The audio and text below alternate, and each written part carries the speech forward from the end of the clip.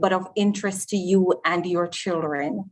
This evening, we're happy to have put together an esteemed panel who will be discussing this very important issue of you and your children's health. So we're talking about family health and in particular, vaccination. So we thank you so much for joining.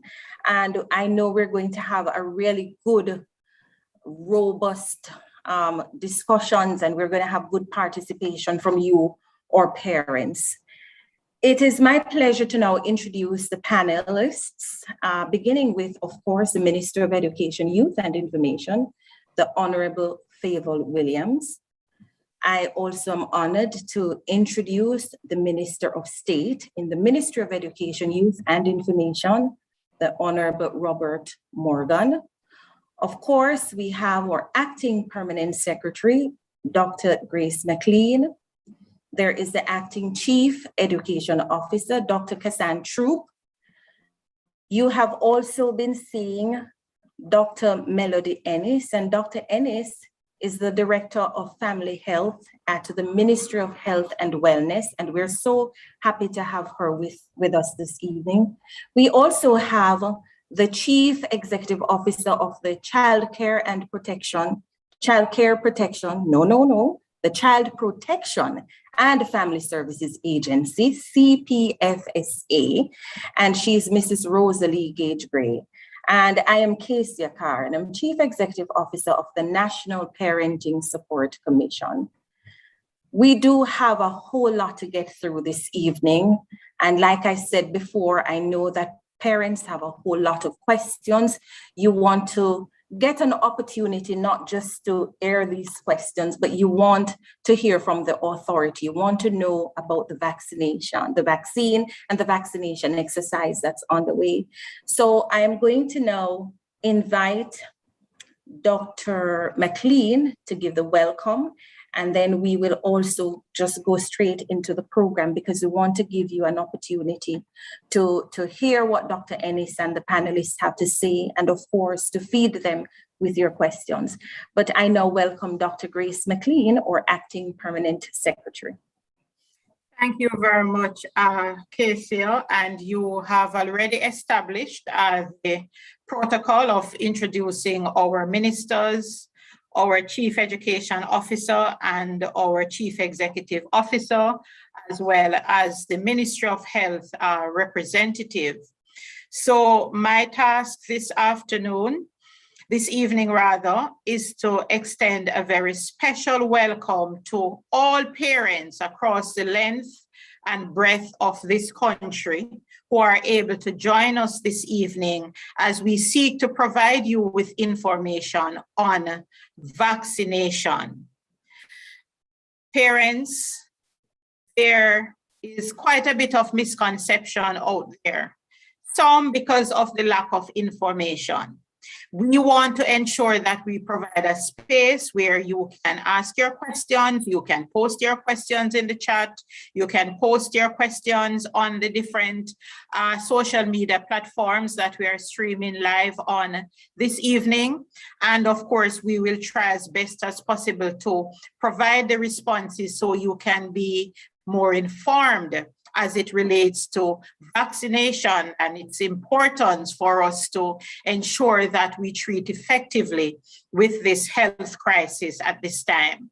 So I welcome you all as parents. If you are teachers, many of you are parents. If you are pastors, many of you are parents. If you are business persons, many of you are parents. If you are not biological parents, there are children that you really care about. There are children in their churches, children in their non-governmental organizations right across Jamaica. There is one thing that brings all of Jamaica together, and that is education. And that is why we are making ourselves available in collaboration with the Ministry of Health and Wellness to provide you with information so you can be better informed and we can work to support each other as we collectively help to get ourselves out of this health crisis. So we are really very happy to be in this space this evening to share with you. As is customary, we start our whatever activities we are having with prayer. And we have Mr. Warren Thompson, who is one of the officers at the Child Protection and Family Services Agency. So Casey, at this time, I'm going to invite Warren to do the prayers for us, and then I will hand back over to you to continue the afternoon's program. All right, thank Absolutely, you. yes. Go ahead, Mr. Thank Warren. you. Let's pray. Oh, Heavenly Father and our God, we thank you for the opportunity that you have given us to meet in this platform, Lord, to discuss the issue of vaccination. I pray, oh God, that you will lead the conversation this afternoon. And I pray for those persons who have questions, they'll get answers. For those persons who have fears and anxieties, I pray, oh God, that you will speak into their situations and address them. I pray, Father, well, I thank you that there is no more powerful vaccine than the rich, efficacious blood of Jesus Christ of Nazareth. But we also thank you, Lord God, for science and the ways in which you have used the science and medicine over the years to heal and protect our bodies. So, Father, this conversation is about just that. I pray, Father, that our conversation will be frank and that there will be truth, for you require truth in the inmost part. Most importantly, oh God, I pray that even through this town hall experience, Jamaica will turn to you. For you have said, oh God, that if your people who are called by your name will humble themselves and pray and turn from their wicked ways, then you, God, will hear from heaven. You will forgive our sins and heal our land. And yes, Lord, Jamaica needs healing. Jamaica needs healing. Those persons who are suffering from COVID-19 right now, oh God, I pray that you will grant them healing. For those persons who are grieving because of COVID-19, I pray, oh God, that you will grant them comfort. Father, more importantly, I echo the sentiments of our national prayer. Eternal Father, bless our land and guard us with thy mighty hand. Keep us free, O God, from evil powers and be our light through these countless and dark hours. Father, I pray that our leaders, to them you will grant true wisdom from above, so that in Jamaica we will have justice and truth forever. We pray in no other name than the name of your Son, our Lord and Savior, Jesus Christ. Amen. Amen. Casey? Thank you, P.S. McLean. Thank you so much, Mr. Thompson. Of course, we have to be guided all the time by God. Thank you for your prayer. And I move quickly now to invite the Honorable Favor Williams, or Minister of Education, Youth and Information, to give opening remarks. Minister Williams. Sure. Thank you so much, Moderator Casey Carr. Good afternoon, ladies and gentlemen. Let me acknowledge Casey Carr, the CEO, our National Parenting Support Commission, Honorable Robert Nesta Morgan, our State Minister, Dr. Grace McLean, or Permanent Secretary Acting, Dr. Troop, or Chief Education Officer Acting, Dr. Melody Ennis, Director of Family Health at the Ministry of Health and Wellness. Thank you so much for being on this platform with us again. The CEO of the Child Protection and Family Services Agency, CPFSA, Mrs. Rosalie Gage Gray, all our mommies and daddies, or grandparents, or caregivers. And let me say thank you as well to Mr. Warren Thompson for that prayer, for acknowledging that the blood of Jesus does cover us, but also equally the science helps to keep us safe and healthy as well. Thank you for that. So let me say again, good evening, ladies and gentlemen. Thank you for joining us for this very important town hall meeting. As you're aware, the new school year begins officially tomorrow, with the first teaching date set for next Monday, September 6th. We are resuming school in the context of still worrying high incidence of COVID-19 cases.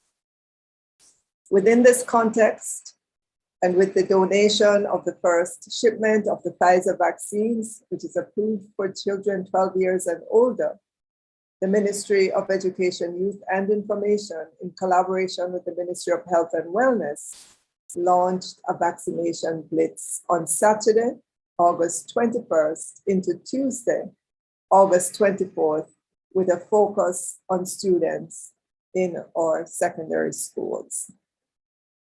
That blitz is continuing. We saw it over the weekend as well. We also, during that time, encouraged parents who were themselves unvaccinated to take advantage of the opportunity to get vaccinated. And we're seeing families attend with their children to have their vaccinations together. This is all happening because we're not able to go back into the face-to-face mode just yet. Because you've seen, I'm sure you've seen on your televisions, you've seen it on social media, exactly where we are in the pandemic and the fact that we're dealing with a variant of the virus that the health professionals tell us is more transmissible. Our objective in the education system is to get our students back in the face-to-face mode as quickly and as safely as we can. Obviously, we have to be guided by the Ministry of Health and Wellness. And while we're waiting, our children will still have access to education via the online mode, via our learning kit, and via the audiovisual platforms that we have, much the same as you're used to in the last year. I know that many of you are parents who are hoping to see your children back in the face-to-face mode, but we're not quite there yet. We still have to wait to see how these numbers, these COVID numbers play out and what the Ministry of Health and Wellness advises us. But as I said, we're doing everything to continue to ensure that our children receive education even during this pandemic. And so we continue to implore you to still abide by the protocols. You know what they are. Let me just repeat them. It's the hand washing, it's the sanitizing, it's the social distancing, it's the wearing of masks, even at home, because I know that you have communities and you interact with other persons in your communities. We are pleased that many students at the secondary level, with the support of their parents, have responded to the call to get vaccinated and to protect themselves against hospitalization and possible death in the event they contract the COVID-19 virus. We believe it is prudent for students and their families to get this added layer of protection in order to ensure safe attendance for face-to-face engagement. We obviously are imploring our teachers as well, all the persons who work in the education sector, at our schools, whether you are the security guard at the gate who helps to take temperature and give some sanitization, whether you are the groundsman, whether you are the maintenance person, the cook, administrator, in whatever office that you work. We're also imploring those persons who work within the education sector to be vaccinated. So we would have indicated to Jamaica that students in our secondary schools, we will be looking to return them once their school achieves 65% or higher vaccination rate. We put higher because, well, 65%, how did we arrive at that? It's the national average that the health professionals have been telling us that we need to get to. Let me add very quickly though, that we note that across the world, there are many countries that have raised that number. We again are guided by the Ministry of Health and Wellness. In the event they raise it, of course, they will let us know, and in turn, we will let you know. But right now, we are at the 65% rate. So, and just to give you some numbers in terms of the number of students who would have taken up the vaccination, having gotten the approval from their parents. When we look back during the first blitz, At August 27, 2021, approximately 28 students would have taken up the vaccine. So that is 4 days ago. As of today, we've added almost another 10,000, some 9,285 to that number to bring us to 37,285. And so we see where our students, they are listening to what the Ministry of Health and Wellness is saying. I'm sure they're doing their own research as well. And together with their parents, they're making the decision to come forward, and we want to applaud them for that.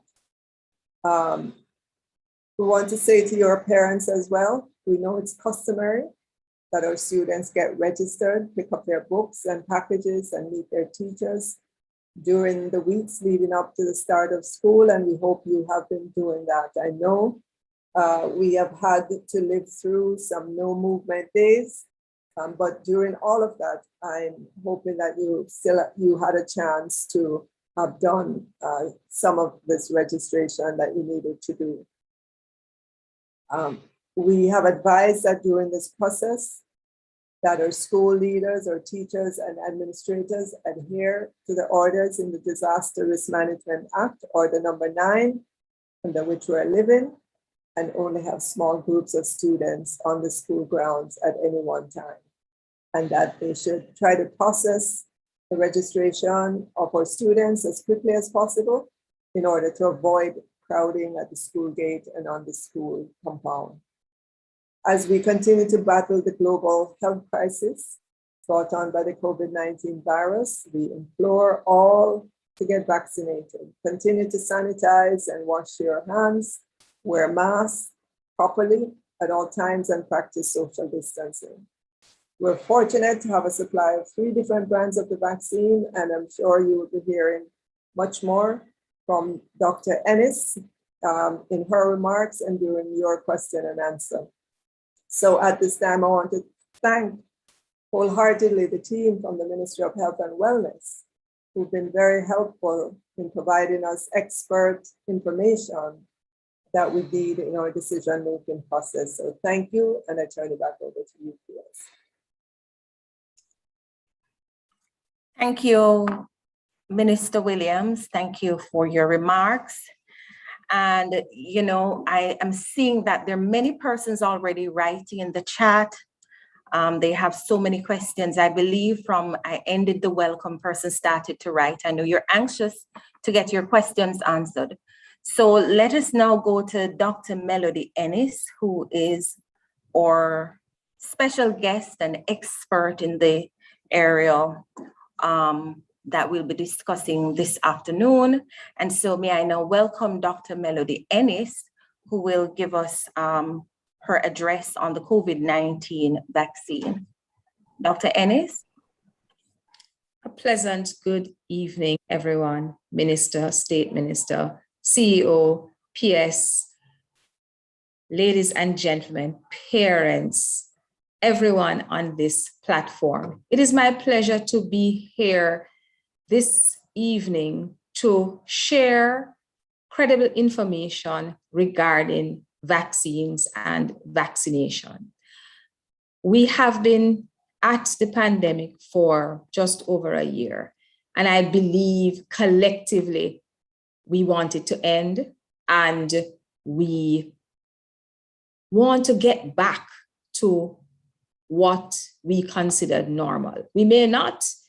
It may not look as how it looked before, but it will certainly not be onerous and burdensome with us having to be restricted. There are lots of our pleasures that have been taken away from us, and specific to this forum is our children. Our children, we do not want them to be left behind. We know that there are other modalities of learning, but not only do we benefit academically from being in school, we understand that business of socialization, gaining our emotional intelligence, and being just rounded persons. And we all are thankful because it is the school setting that certainly made us who we are today and who our children are going to be tomorrow. With that said, what will help us to get back to the school setting face to face? We believe that vaccines at this time are the answer to the problem. Now, my disclaimer always is that I'm only talking vaccines tonight. However, we know that it's the holistic health care of the family and the child that is going to allow them to absorb everything in school.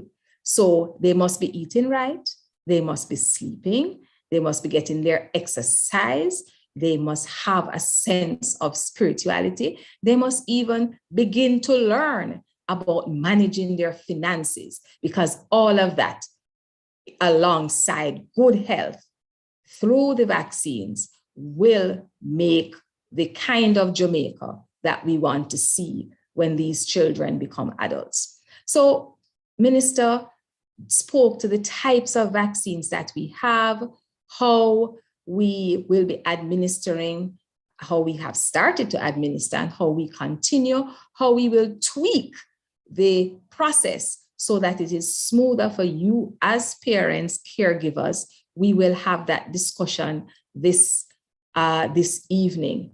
I want us to be open. I want us to ask our questions, but I also want us to hear the credible information that will be presented.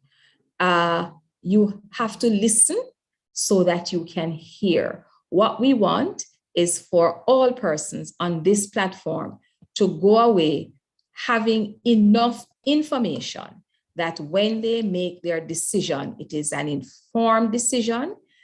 And once they have made up their minds, they know that whichever way you take it, it comes with consequences.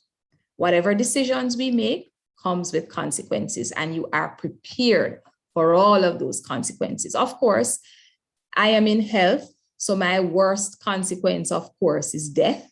And I know persons are going to say we're all going to die. Yes, we are, but we have no appointment with it at this time. And we all try to defer it as much as we can. We are putting it off.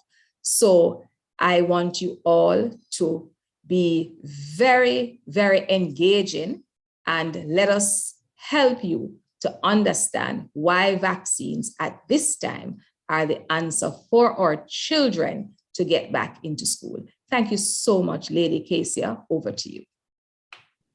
And thank you so much, Dr. Ennis. So much of what you said just resonated with me. You're speaking the language of the National Parenting Support Commission. You were really talking about that element of effective parenting we call nurturance.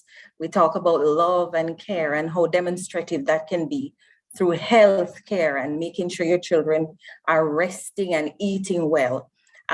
Good stuff. Thank you so much for your remarks. And I want to go straight now to our questions, because as much as we say that we will be here for 2 hours, believe it or not, we have already expended 30 minutes, and we have over just about 1,000 participants here on Zoom, but we also have a lot of questions coming through YouTube for those persons who are signed into YouTube. So then, I want to go to the very first question that I'm seeing, and this person says, good evening to you. Please let us know whether there will be any face-to-face allowance for children 12 and up in extracurricular activities in classes at any point in the school year. Speak and read children who are not vaccinated against COVID. So the question is, whether there will be any face-to-face allowance for children 12 and up in extracurricular activities in classes at any point in the school year. And she's speaking read children who are not vaccinated against COVID. So I think that question is for Minister Williams or Dr. McLean. Okay, thank you, Kesia. Given the pandemic that we're in, I would doubt that we are going to be able to have extracurricular activities on our school grounds anytime soon. But, so that would be my assessment, unless Dr. Ennis could give us some better guidance, but that is the assessment that I would have, considering that doing extracurricular activities, if you're doing something physical, generally you have to take off your mask and so on. I cannot imagine that we are going to get to that point anytime soon in our schools. Thank you, Thank you, Minister Williams. Dr. Ennis, is there anything to add to that? No, not at this time. I concur. We need to get those numbers up before we can consider relaxing our measures and allowing persons back into that intimate face-to-face setting. Thank you. So the second question is, my daughter was born September 9, 2009. She's 11 years old. Is she eligible to take the vaccine, or should we wait until she's officially 12 years old? We are waiting until she is officially 12 years old. So on the 10th of September, I hope you will be at some vaccination site. Yes. Thank you, Dr. Ennis. You've answered that question for me as well. It would have been my question, read my 11-year-old nephew. Thank you for that. I want to just jump quickly over to YouTube. And it's Cheryl Brown Barnes who is asking, my child is a grade 6 student, not yet. Okay, it's the same question. So I'm going to Marcia Scott Beckford. My son is 11 years old. I guess it's the same question. You just got the answer. Dr. Ennis is saying you must wait until your child is fully 12 years old. A lot of 11-year-olds. So let's go again. How will you measure the 65% rate of vaccination in high schools? The 65% rate for high schools would be measured in terms of our students. So at each school, the principal, the Minister of Education, knows the number of students who are registered in that school. And so we will keep track of the vaccination numbers, and we'll be able to calculate the percentage as we go along. Thank you. And believe it or not, all the questions so far that I'm seeing from YouTube have to do with 11-year-olds. So that seemed to have been a big item for parents. And I'm glad that has been settled. So just to reiterate, your child has to be 12 years old before he or she should be vaccinated, not 11 plus, fully 12, Dr. Ennis says, and she's the expert here. Good evening to you. I'm a parent and also an early childhood educator. As it relates to the new school term, I am a little anxious about the school term because I'm not receiving the information as to what I should expect for the new school term for my child who would be in grade 2. Well, I guess grade 2 comes September 6th. Well, I guess this is why you have joined this information session. So is there anything specific as it relates to kindergartners? And she's asking about her child who will be in grade 2 as at September 6th. We'll ask Dr. Troop. Dr. Troop, do you want to take that? Is there anything specific that we want to address in regard to our kindergartners? Dr. Troop? Thank you so much. Good evening, everyone, to our panelists, of course, our parents in space. So as it relates to our level students, our minister would have sent out a press release. We would have sent out a bulletin concerning our early childhood institutions, our public early childhood institutions, our public primary and secondary institutions will operate for the new school year, which Minister indicated earlier, will commence our first teaching day on the 6th of September. And we have 3 major modalities that we are relying on now. The online modality, or what we call computer aided learning, because we know some persons not able to be on the internet at the same time for all of the learning opportunities that they will be assigned. So the online the offline, the synchronous, asynchronous, the many titles that we call it. That facility will be available. We have our teachers in our schools who are preparing for that. Just today, we met with our primary principals and we have spoken about having strategic leadership in place for the different modalities to make sure that the support is being provided.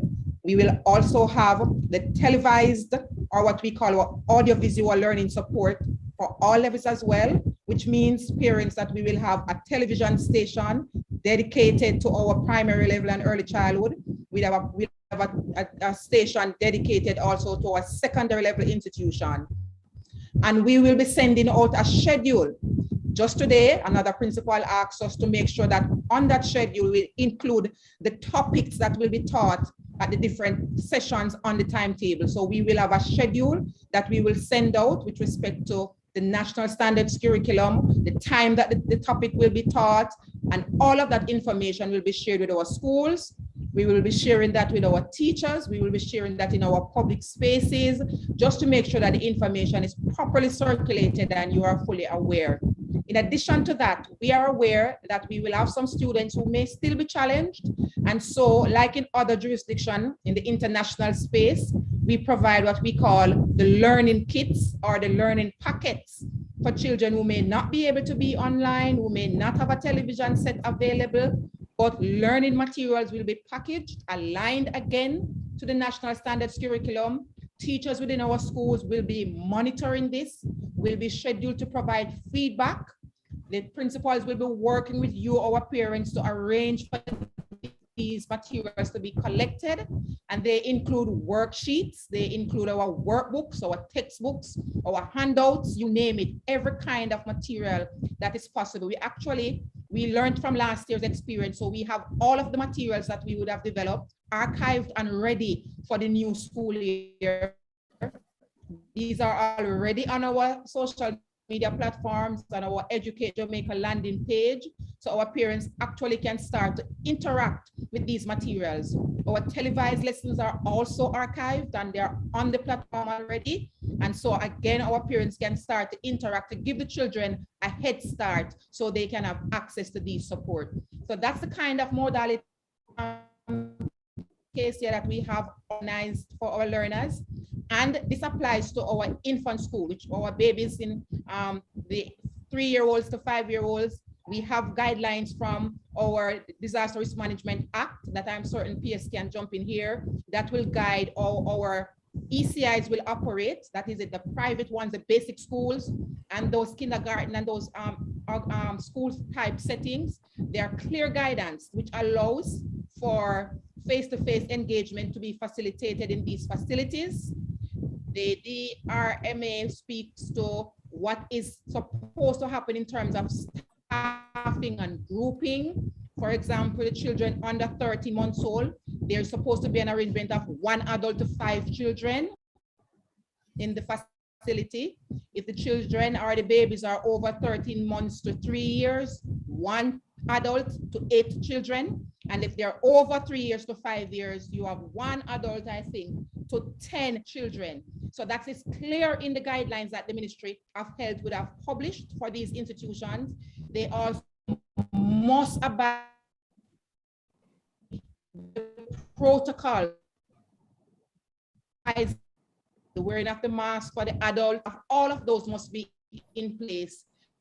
And the Ministry of Health must assess and approve them for operations.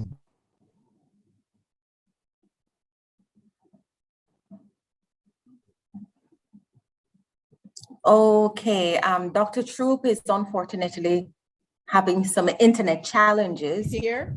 Are you back on, Dr. Troop? Kassan? Ended, I think she completed the answer, Casey, unless not everybody heard. Okay, all right, thank you, Kassan, for that. Okay, we move now to another question. For children whose parents will not have them take the vaccine and do not have access to any devices or internet, can they be prioritized to attend face-to-face classes? Better yet, what strategy will you put in place for them? And this Okay. is Sophia Martindale. Thank All you, right. Sophia. Thank you so much. So during last year, when our students were not able to go physically to school, we would have deployed the 3 different modalities to help our children still get education. Those are the same 3 modalities that will be deployed until such time as we're able to add face-to-face to those modalities. We have said that we are going to be prioritizing those students that are vaccinated. I'm sure you will agree that the Ministry of Education, Youth and Information has a responsibility to ensure as far as possible that we have our students in a safe environment and that we take them safely through the school year. We will not be denying any student education. We simply put, we will be providing education on a number of different platforms. The 3 that are available now, the online, television and radio, which we're calling the audiovisual, and then the learning kit means if you do not have access to online, if you do not have access to television or radio, I am absolutely sure you have access to your books and worksheets, and that your classroom teacher will be in touch with you to ensure that you continue to get education. So those are the 3 modalities that we will be using until such time as we're able to add the face-to-face modality. But at that time as well, we will be prioritizing those students that are vaccinated. And so we're asking parents to really consider the environment in which we're living. It's a dangerous environment from a health perspective. Today, to date, we know we've been gathering, and Dr. Ennis, I don't want to trot on your grounds, but based on the information, we're seeing billions of people take the vaccine, and we are seeing the results of that in terms of, if you look at the comparison between vaccinated and unvaccinated, it is clear what is happening in our hospitals. So, ladies and gentlemen, parents, mommies and daddies, we are not claiming to have all the answers. We have to proceed in the most conservative manner that we can, given this pandemic, where the world over has never seen something like this before. So if we sound conservative, it's because of the environment in which we're forced to operate and wanting to keep all our children as safe as possible. Thank you, Kesia.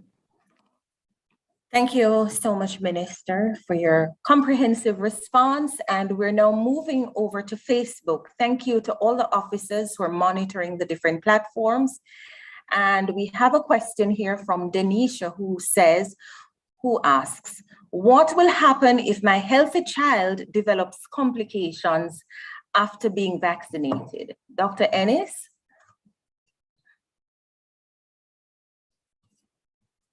Oh, please unmute, Dr. Ennis. Thank you. I am so sorry. Thank you so much for that question. Let us go back just a bit and look at who are the ones getting the vaccines and why. And I'm just picking up on a few of the questions I saw in the chat to get around to answering you.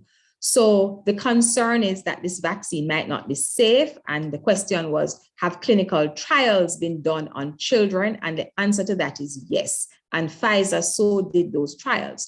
Now, you will recall that when the Pfizer vaccine came out last December, it was for persons 18 and over. Those were the persons that were involved in the clinical trials. Now, under normal circumstances, we do not put children and pregnant and breastfeeding mothers in clinical trials at the beginning. Never have, never will. So the vaccine had to be given to millions of persons before they could do trials on children. And you will recall that they did trials and it was in a phased basis. They were able to tell us that the vaccine was safe in children over 16. And after that, other children, as more persons in the population got vaccinated and nothing untoward happened to them, they could gradually lower the age until the trials were done in children 12 and over to prove that the vaccines are safe and effective at preventing severe illness from COVID. So that is the background history on the safety. Now, we only vaccinate well persons. As you will recall, when you took your child to the health center for a vaccine, if the child had 100 and plus temperature and vomiting and diarrhea, kicking and screaming, nurse would tell you, no, you cannot get the vaccine today. You have to wait until your child is better. So when we vaccinate persons, we are vaccinating well people. And this is one of the reasons why vaccines are so rigorously monitored, tested, and rigorously monitored, because we are giving vaccines to healthy persons. We do not expect them to get ill. Now, there are some common run-of-the-mill side effects that we expect. We have seen them so often and we expect them. And of course, you know, again, when you took your child to get vaccinated, nurse would tell you, have your Panadol, because the baby is going to cry, going to be very irritable. However, if the baby cries uncontrollably for days, you have to carry the baby back. So you know all of those things. They're going to get a fever, they're going to have pain, the area going to be red. So all of those run-of-the-mill, what we call side effects, are known and expected. The very same with the COVID-19 vaccine. We expect pain at the injection site. We expect you possibly to get a fever, to get chills, to have headache, to feel very tired, to be sleeping a lot.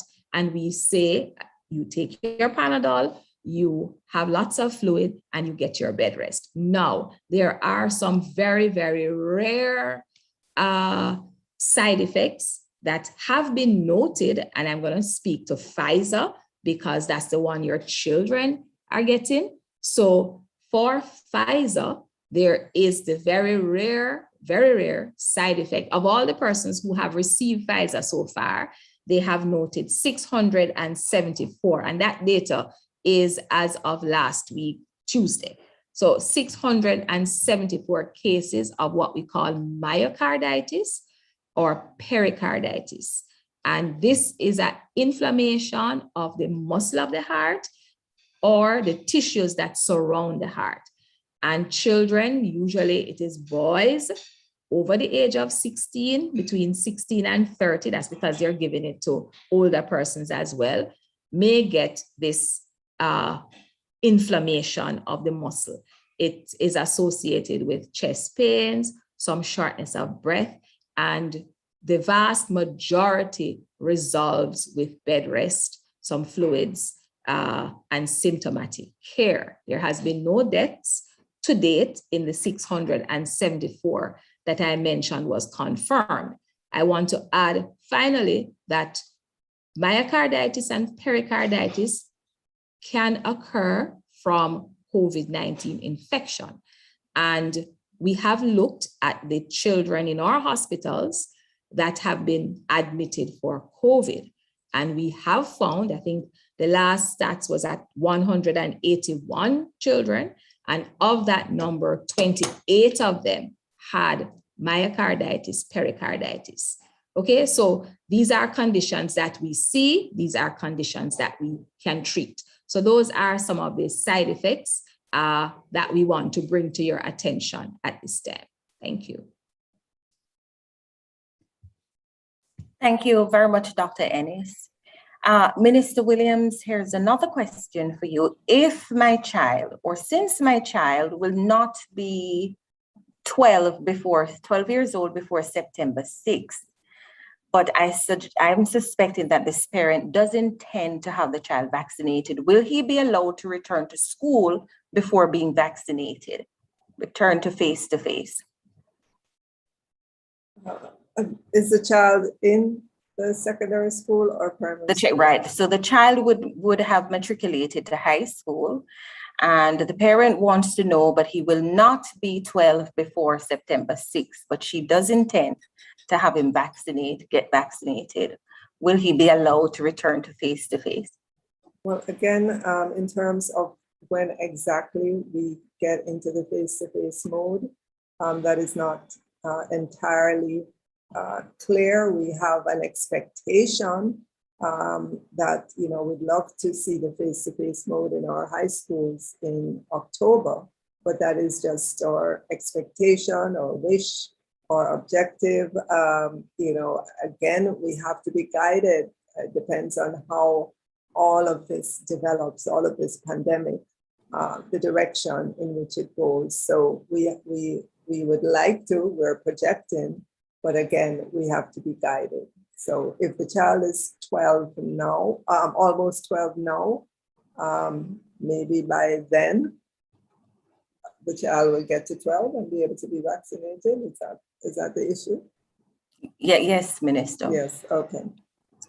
Okay, thank you so much. So Dr. Ennis, I'll read 2 questions and then you may respond after.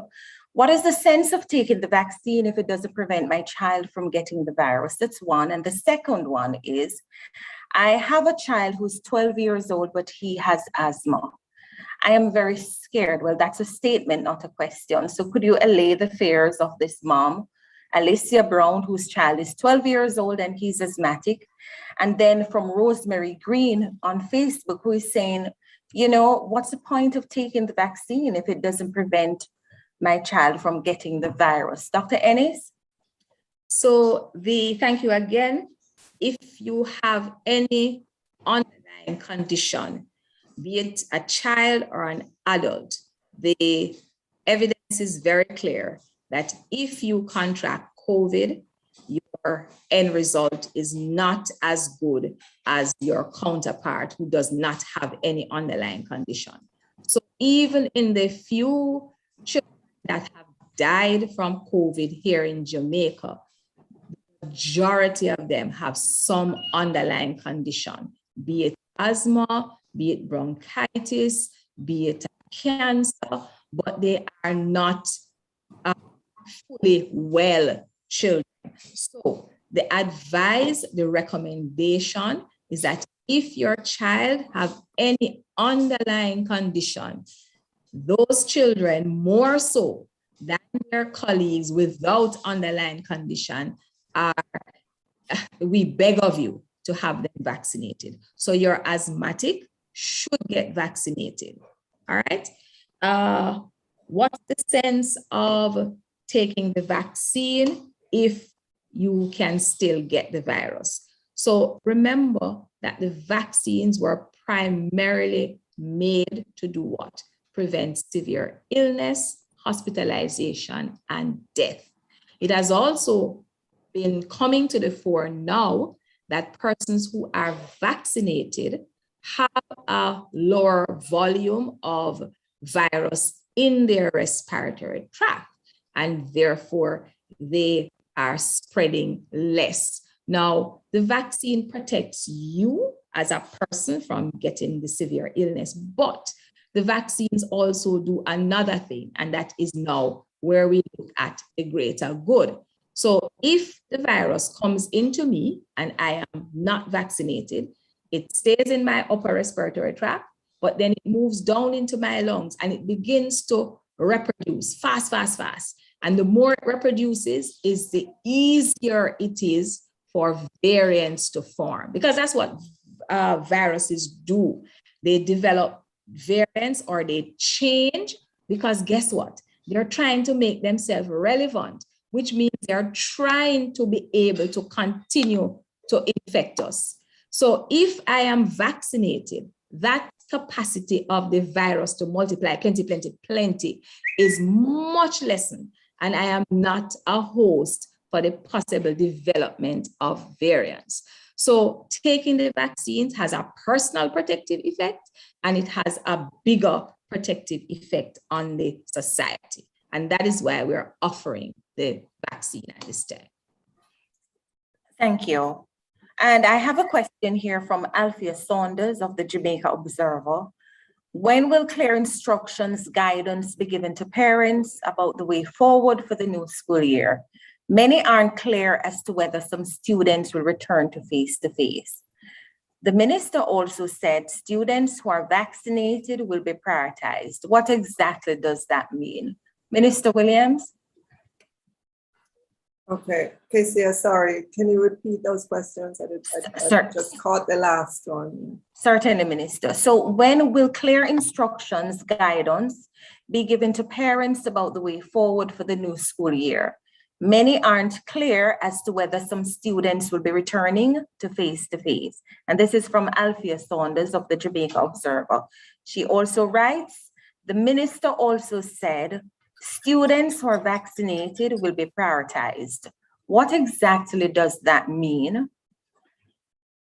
Okay, all right. So again, let me say we're sitting here at the end of August 31. And as best as we could see into the future, what we're seeing is that we cannot begin school in the face-to-face mode. We have to remain in the online mode, in the remote mode.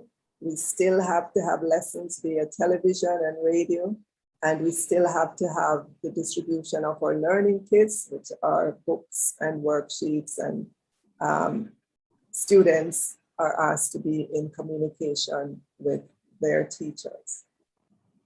As we go forward, I know we will get greater clarity. We work hand in hand with the Ministry of Health and Wellness. They monitor the COVID numbers daily. They do their projections, and they will be able to tell us, give us a sense of when we can go back into the face-to-face mode. I just said earlier on that at the Ministry of Education, Youth and Information, we have a wish, we have a hope. We would love to see face-to-face for our secondary school students starting in, let's say, mid-October. But that is our hope. That is what we would like to see. But again, we have to be guided. And as we go along and we get new information, as the Ministry of Health and Wellness develops their projections, we will know. And at that time, we will indicate to our parents.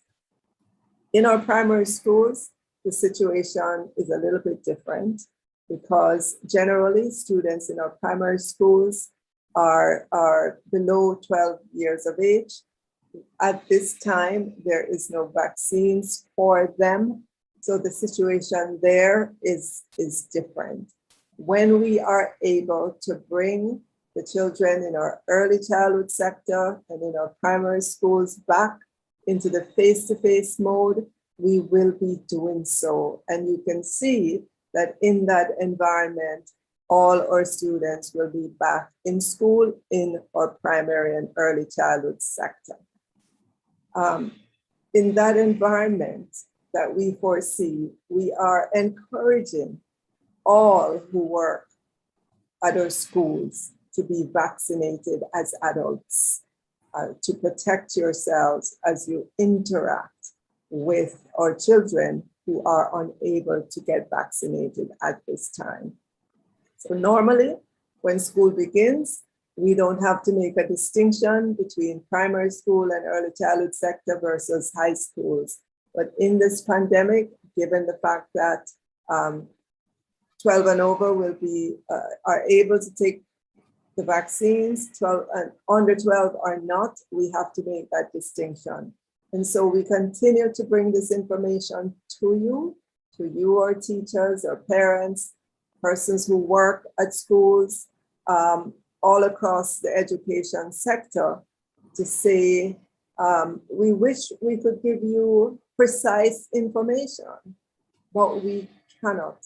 We can only give you to the best of our abilities based on guidance we would have gotten from the Ministry of Health and Wellness and based on our responsibility as a Ministry of Education, Youth and Information to keep our students in a safe environment to the best of our abilities.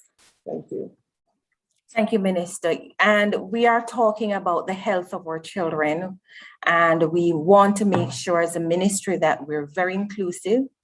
So Rosalie Gage-Gray, if you would be so kind to unmute and to give us some updates as to our children in state care, if you will. Rosalie? Pleasant good afternoon, everyone. So within state care, we have approximately 4,600 children across all the programs that we have. We are pleased to advise that a number of our children, almost 80% of children in residential facilities, have been vaccinated so far. We have developed a protocol that governs how we do the sensitization of the children and their parents, as well as our caregivers. And so our efforts are to continue to sensitize, give them the information so that they can make an informed decision with our support to get vaccinated. So we do note that children have a right to education, and we are quite pleased with the efforts being made by the ministry or parent ministry to afford the children different opportunities so that they can continue the learning process as we go through this very serious pandemic. We are encouraging our parents to listen to the information. Dr. Ennis has been quite clear. Minister has also spoken about the whole process, that they would afford themselves and their children the opportunities to get the vaccination so that we can return to normal as soon as possible. Thank you. Thank you, Rosalie. And now, Dr. Ennis, I want our parents out there to hear it from you, from the expert. Believe me, the question keeps coming about 11-year-olds. So maybe these persons joined late. Will you please reiterate what you said earlier about 11-year-olds and whether or not they're eligible to be vaccinated at this time? And then I have another question that says, why doesn't the ministry extend the places issuing the vaccines? I live on Red Hills Road, and there's a clinic and school nearby that I believe could be used as a vaccination site. I don't know, Dr. Ennis, if you can speak to that, but certainly I'm confident you'll be able to address the question regarding the 11-year-olds. Go ahead, please, Dr. Ennis. Sure, thank you. The vaccine, the Pfizer vaccine, is only at this time to be given to persons who are 12 years and over. Remember, everybody just asked me before if clinical trials were done on these children, why the vaccine safe? So the clinical trials were done on children 12 and over. They are now in the process of doing clinical trials on children below the age of 12. And we have to wait on those results to see if it is safe and effective. So they are doing the work, but we have to wait. So for now, everybody, your child must be 12 years and over. That's it. Now, with regards to expansion, you know, we wish we could have a vaccination site on every corner because it is so important to get persons vaccinated. But recall, it's the same staff that we have that has to be in the clinics, that have to be doing everything, that are vaccinating, that are also testing. So we are trying to improve on the numbers of persons who are inoculating, and we are going to be going out into communities more. So hopefully Red Hills will be a corner-stop shop and we will get vaccinated in short order. But please, let us make our way to the schools that are designated as vaccination sites. The ministry of Education has so graciously, during our No Movement days, allowed for some amount of transportation of persons. Call your school, get the information, see how you can get the help to get to the sites that we have currently up and running. Thank you. Thank you, Dr. Ennis. Casey, let me add as well that more of our schools will become available as sites for the vaccination exercise. And of course, we will communicate this to our principals, to our regional heads or education officers, to our parents, guardians, caregivers about exactly which schools those would be. Thank you, Minister. So you've heard that there are other schools that will become sites eventually. Thank you, Minister. P.S. McLean, as you're there, and just to give Dr. Ennis and Minister 30 seconds to rest their voices. P.S., you made a really important point in your opening remarks, in your welcome actually, and you so rightly said that there are teachers who are parents too. And so often we forget that dual role, very important, that our teachers play. What have you to say directly to our many teachers who are also parents? Right. So the Jamaican population is one that I will have to say we coexist. We carry different roles at different times. Sometimes we are teachers, we are pastors, sometimes we are aunts, we are uncles, we are cousins, we are community leaders. But all in all, we are Jamaican citizens, and we want the best for our Jamaican children. I have been responding to some of the comments in the chat case here, and I'm seeing where some comments are posted several times because I believe that persons just want to get the answers. Yes, for example, yes. Is the vaccine mandatory is one that has been coming about 10 to 15 times. The matter regarding early childhood institutions, specifically daycare, many of our parents, and I think some of these parents will be teachers, are concerned about what do I do with my 18-month-old child and my 2-year-old child because I have to go to work. I just want to bring your attention to the Disaster Risk Management Act, Order number 9 that is currently out, which is the one that is currently being used for us to be guided for the education of our children. And I'll ask that you go to section 20, which actually details on 2 pages what is expected for daycare institutions to be open. Dr. Troop outlined the different age groups going up to 5 and under, and what is required in terms of the specifications. So I know that our early childhood institutions are concerned at this time as it relates to the daycare component of your institutions. Some information will be sent out through the Ministry and the Early Childhood Commission within the next few days for you to be guided by, but you can always refer to the Disaster Risk Management Act, Order number 9. I noticed also that many of our private institutions are concerned about whether or not they can open face-to-face. We would have reiterated on different occasions that you too must be guided. And it is stated specifically in the Act where these institutions must be approved by the Ministry of Health, formal approval, not word of mouth, and the Ministry of Education, Youth and Information for you to be open. So we always have to be guided by what is in the order.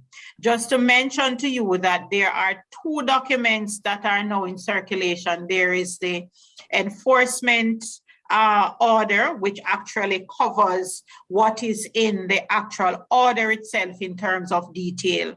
And I know it's a little much for our parents to take in, but we are here to guide you.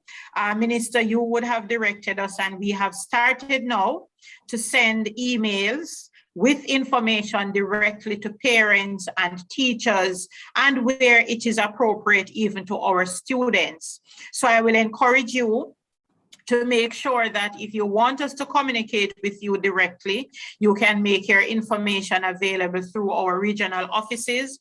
And there will be a call that we will be sending out by way of our website, so we can all have you as a part of our database, so we can communicate with you directly.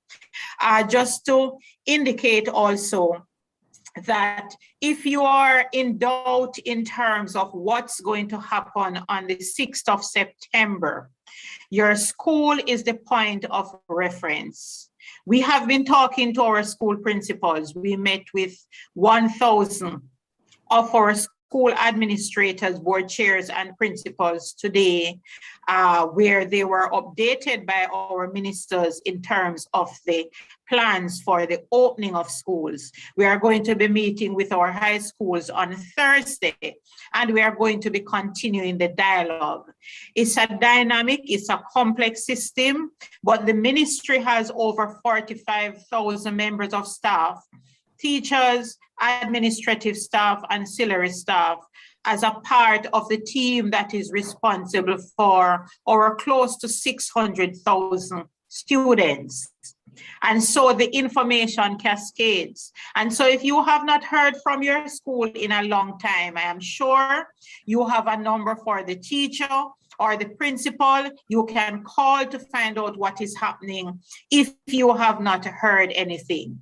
It is also important that at this time, you answer the telephone calls, you respond to the messages that do come to your phones. If you are not able to do so at the time when the message is coming in the evening when you're home from work and so on, please respond, because on many occasions, your principals and teachers are trying to get in touch with you as parents, and they are unable to. We have seen instances when we meet with a principal, the principal is able to say, my school population is 1,800.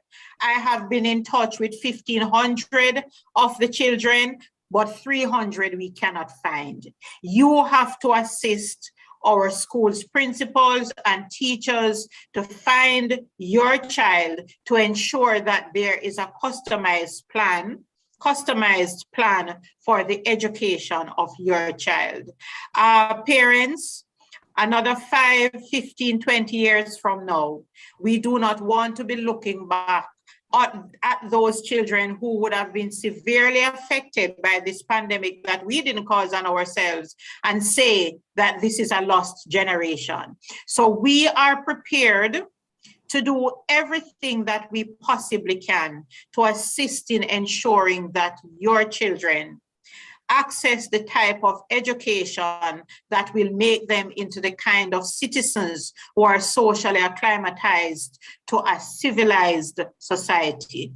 That is what we are working towards. And parents, we are begging, we are beseeching. We need your help to help your children to become educated. Thank you. Thank you so much, PS. Thank you. Dr. Ennis, it is said that the COVID-19 does not affect children. So what data do you have to now say that children need to be vaccinated? That's one. And two, if I have high blood pressure, issues with circulation and swelling, should I take the vaccine? So let's take the second part of that question first. Yes. For persons with any underlying condition. I say it again, if you get COVID, not do well, and you stand the chance of dying. So high blood pressure is an underlying condition. Circulatory problems is an underlying condition. Swelling from whatever cause may be an underlying condition. Yes, you are at greater risk of a poor outcome if you get COVID-19, and therefore the vaccine will help to protect you against the severe illness, the possible need to be hospitalized and go on a ventilator, and possibly die. So those are the reasons why you should make every effort to get vaccinated. Children and parents, please recall, children have always been noted to be what we call super spreaders.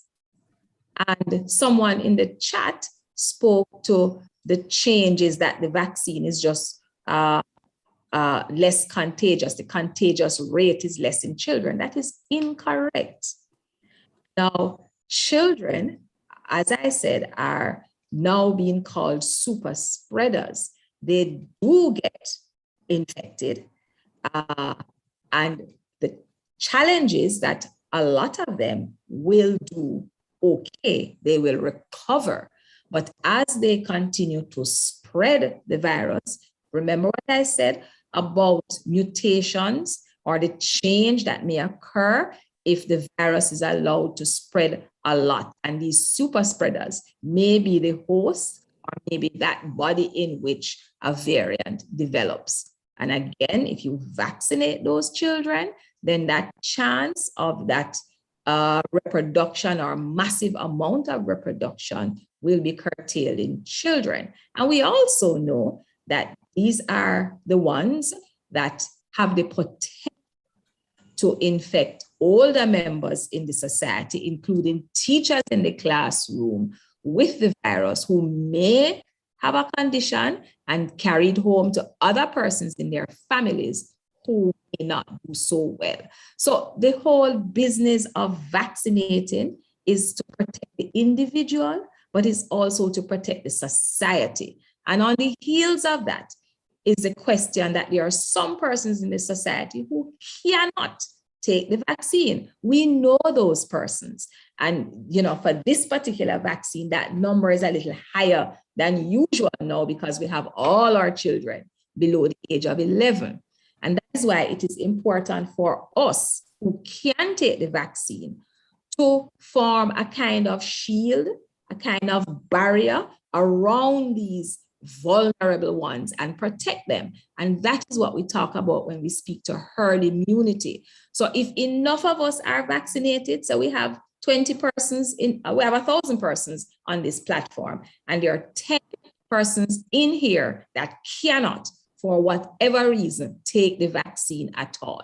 If the other 990 of us are vaccinated, when the virus tries to spread from 1 to 1 to 1 to 1, there is no reproduction, there is nothing going on, and it won't get to that 10 that we are protecting. So really, it belongs to us to support these little ones now, under 11, under 12, that can't take the vaccine, and the others who are really have a health condition. And I segue into the health condition because someone keeps asking if you are cleared by your doctor not to take the vaccine. Persons who have medical conditions that cannot take the vaccine are few and far between. Few and far between. So it is not like there's a lot of persons who will have that exemption, and vaccines over time, and these vaccines, if you have a medical condition that warrants exemption, you are exempted. Okay. Thank you, Dr. Ennis. I have another question here from Altia. Good evening. If my child took the DT vaccine, how long after will she be able to take the COVID vaccine? A minimum of 14 days. Any vaccine at all, you have to wait 14 days before you can get COVID-19 vaccine, and you have to wait 14 days after if you're going to take. So we know usually around this time, children are getting HPV, they're getting DT shots, they might to go back into school. You have to wait 14 days. So I'm going to ask, if you know your child got the DT shot yesterday, or well, not yesterday, but maybe Wednesday, remember, don't bother come to this school or to the vaccination site, because guess what? We're going to ask you to please return after the 14 days. So just wait out that time, and then you take the child to be vaccinated. Thank you. Dr. Ennis, Mike Angelo says the vaccines cause blood clots on the microscopic cellular level. What are the long-term effects of the clotting once your child takes the vaccine? So, first of all, I'm not aware that it causes blood clots on the microscopic level. The AstraZeneca vaccine, the Johnson & Johnson vaccine have been shown that persons, and it's those vaccines are for persons over the age of 18, that it is plausible that persons may get a blood clot. They have looked at the kinds of clots that persons get. Those are some rare clots that do occur. It is noted. We have also been able to look at the statistics for the clots, and what has been shown is that 1 in every 250,000 persons may get a clot after AstraZeneca vaccine primarily. Now, we get blood clots in our population regularly, and on it's not foreign to us to treat. Just by way of comparison, the oral contraceptive pill that most ladies from 18 to 45 take have a rate of about 1 in 2,500 for getting a blood clot. Your doctor will tell you if you are obese, if you are 35, if you smoke, you should not take the oral contraceptive pill because your chance of getting a blood clot is very, very high. So there are, the point is that you may get a clot from AstraZeneca. It is not a long-term problem if you get a blood clot. It may be in your leg, it may be in your lungs, it may be in your brain. We treat it. You get anticoagulant therapy like warfarin that we treat. We tell you if you're taking this vaccine that it is plausible that you may get it. And you look out for pain and tenderness in your calf, chest pain, shortness of breath. You experience those symptoms after the vaccine. This is not the time for you to watch it like we all do here in country, watch it and say, no, you don't want to watch that. You want to make your way to your health facility, your private doctor, public setting, so that we can begin treatment. But, statistics again, if every single Jamaican took the AstraZeneca vaccine, 3 million of us, it is possible that 12 of us may get a blood clot. Okay, thank you, Dr. Ennis. So Melissa says, since they're trying to make it mandatory for the children, is it mandatory for teachers, Minister Williams? The vaccines, and Dr. Ennis can back me up on this. At this time, the vaccines are not mandatory for anyone at this time. Teachers, parents, students, it isn't. We are appealing, though, to all Jamaicans to consider the environment in which we're living. You are seeing the news on your TV on a daily basis.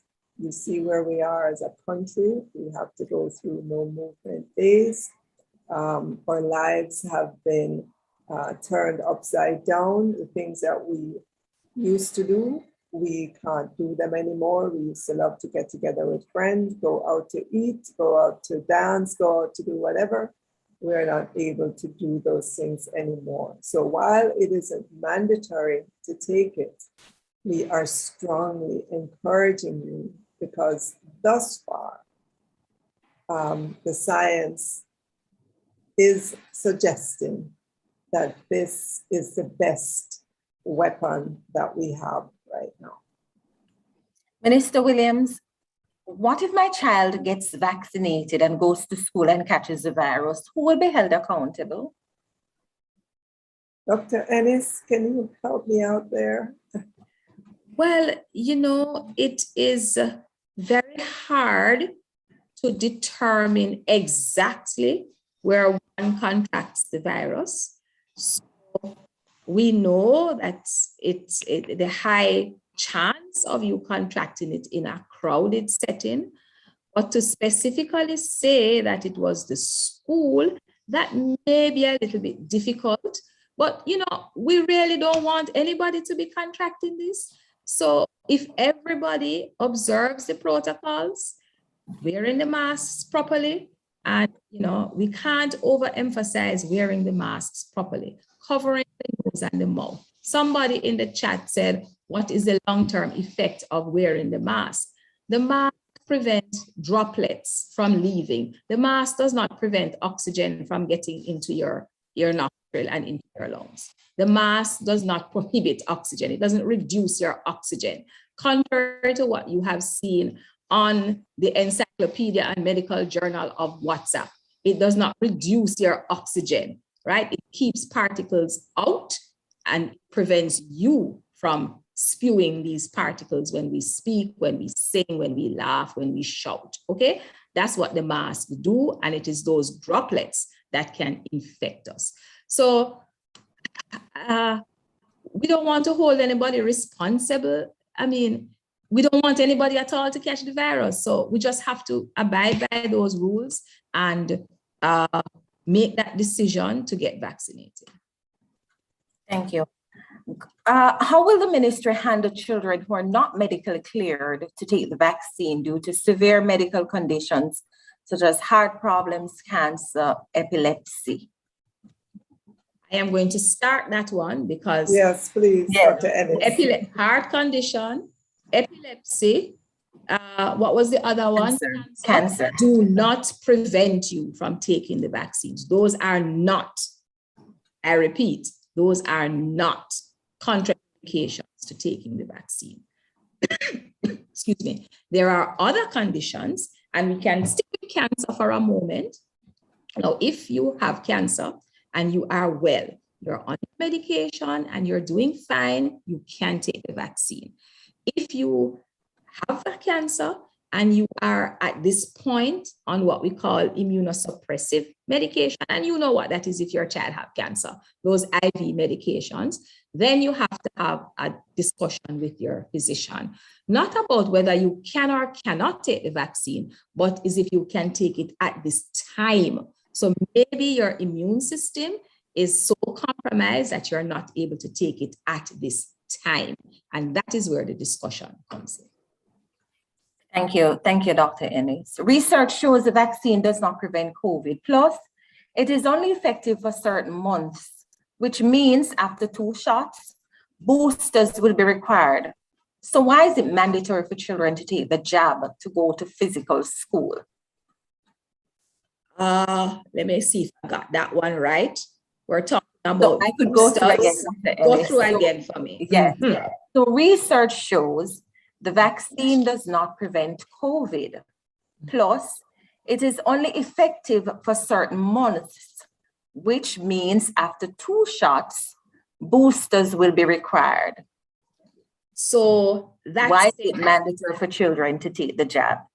Well, it's not mandatory for children to take the jab, and the reason that was given to ask that question is also incorrect. There is no statement that says that the vaccines will be ineffective after 2 jabs. What the manufacturing companies, and not all of them, Pfizer came out with first mover to say that it is possible that you may need a booster shot. Johnson & Johnson just said a couple of days ago that you may. AstraZeneca said 2 days ago that you may not. They think that your vaccine will last possibly a lifetime. Now, the studies are just being conducted, but what do we know? We know that viruses change. That is how they function. They just change, right? And we know that we take a flu shot every year. That is because of how rapidly the influenza virus changes. So it may be possible that we need to get a booster shot, but it is not any fact at this time that it will be ineffective after 2 shots, and we will definitely need a booster shot. That is not so. But having said all of that, let's go back to booster shots. Booster shots are common with vaccines. You know that when your child got DPT and polio, they didn't get it one time. They got it at 6 weeks, they got it at 3 months, they got it at 12 months, 18 months, they got it at 4 to 6. Those are booster shots to do what? Ensure that our immune system stays at peak. So booster shots are not anything foreign or strange to us. We know and we understand why we get them. But at this point with COVID, we are not there as yet. We're not there as yet. Thank you. Are we to expect a drive for a jab for every new strain of the virus that arises? No, we are not to expect a new jab, because the way it's whole heap of strains going on. So this variant, you have whole heap of variants already, but few of them are of medical significance. The Delta variant is of medical significance because it has the change from the Alpha to the Delta is such that the Delta is more infectious. So Alpha could have spread from one person, get Alpha, could spread to maybe 2.5 persons. All right, 3. But Delta now, one person can spread it to 4, 5, up to 10 persons, depending on the environment you're in. So the change that happened was for it being more contagious. So sometimes they change to be more contagious and they don't trouble severity, so we continue doing what we're doing. Sometimes they change to be more severe in the illness, and it is possibly at that time that we may have to get something different. But for now, and just historically, what is in place and available can treat the variants. No. Thank you. And I just want to say that we have less than half an hour to go. My goodness, the time has gone very quickly. It is now 7:32 p.m. by my clock, which means we have 28 minutes to go. So we're going to be sprinting now. And I want to thank you for your participation and for just, trying to get as much information that is correct from the experts on the panel. Thank you so much, parents. For clarity, so once the number reaches 65% and up, would the face-to-face be a mixture of vaccinated and unvaccinated students to be present at the institution? For clarity, so once the number reaches 65 and up, would the face-to-face be a mixture of vaccinated and unvaccinated students to be present at the institution? So at this time, based on the information that we have, only vaccinated students will be at school. Okay, thank you, Minister Williams. Is it that you'll be prioritizing? Okay, Minister just answered that question. Will unvaccinated high schoolers be allowed? Minister just answered that question. Will my child be allowed in school if he refuses to take the vaccine? So recall that we've said several times that education is being delivered on a number of different platforms. The online platform, the audiovisual platform, the Learning Kit platform. And when we are able to add the face-to-face, we will. In that environment, if a child shows up to school and is not vaccinated, we're asking the principals to put that child in a holding area, to get on the phone, call the parents or caregivers so that they can come and safely take that child back home where education is being delivered via those other 3 modalities. And that is based on the information that we have now. Again, this is a very dynamic environment in which we are. As we go forward, I'm sure we'll get new information, new and better information to help to guide our decision-making process. but that is the best information that we have now to give to our parents. Thank you. Can private schools go ahead and have face-to-face teaching and learning? PS, you had given some information to this regard.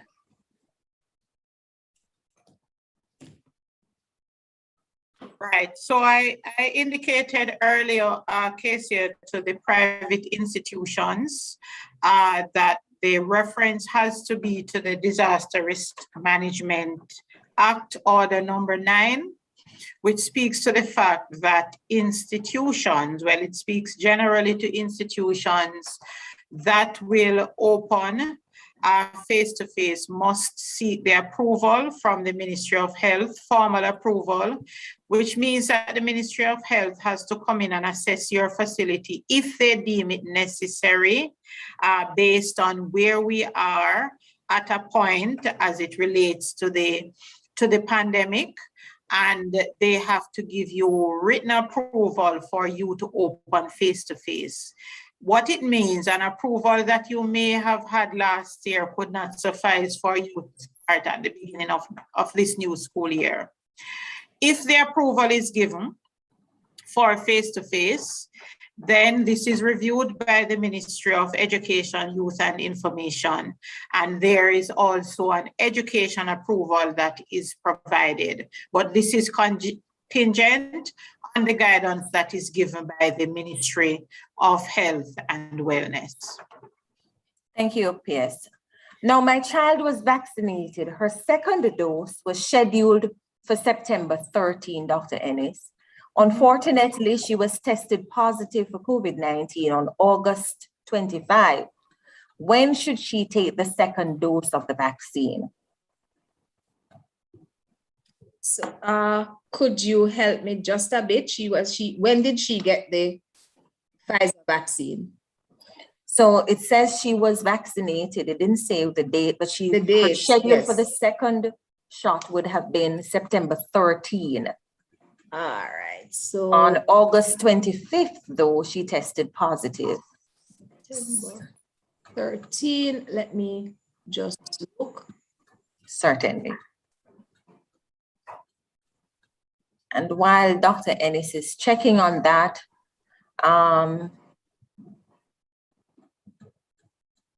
we answer the question about the ministry giving clearance. Okay. Will additional teachers be sent to work in the schools, or will it remain at one teacher to a ratio of 40 students? Remember, all protocols will still need to be practiced, vaccinated or not. So Dr. Ennis, I'll revert to you in 1 second.